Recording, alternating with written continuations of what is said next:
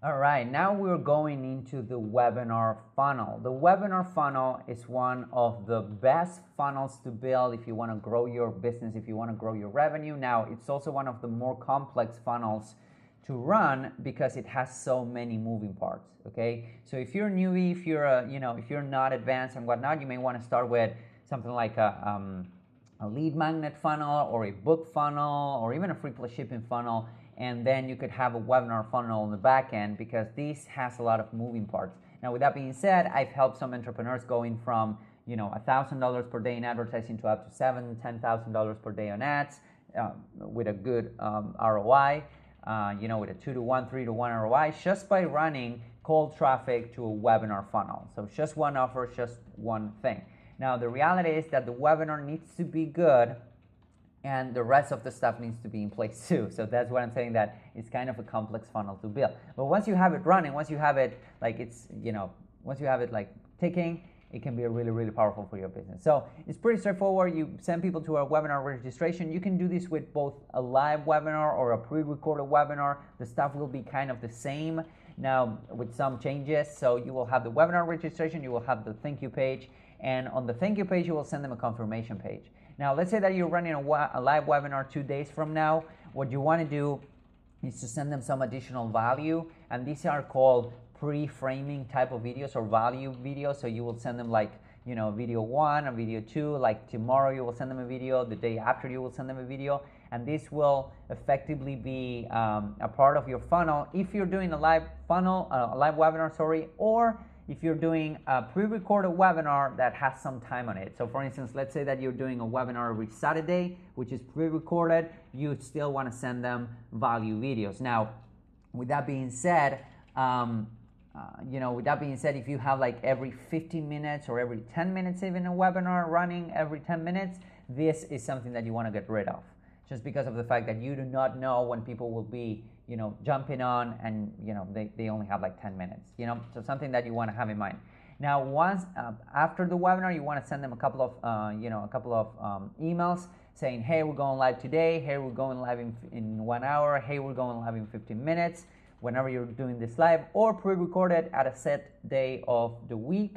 And then you would, if people do not attend to the live webinar, you can send them a replay. Hey, we're having a replay. Hey, 24 hours left. Hey, the replay is going to be taken down today.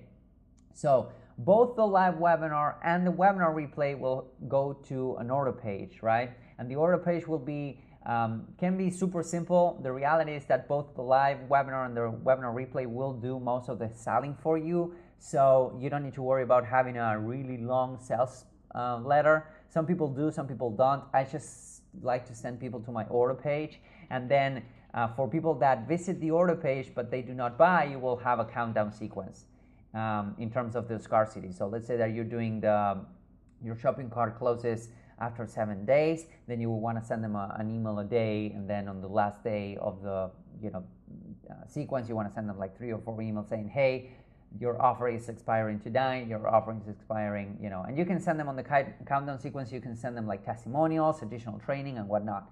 And then you will have the thank you page. Now, the thank you page will have thank you for buying, here's your details for your members area, and whatnot.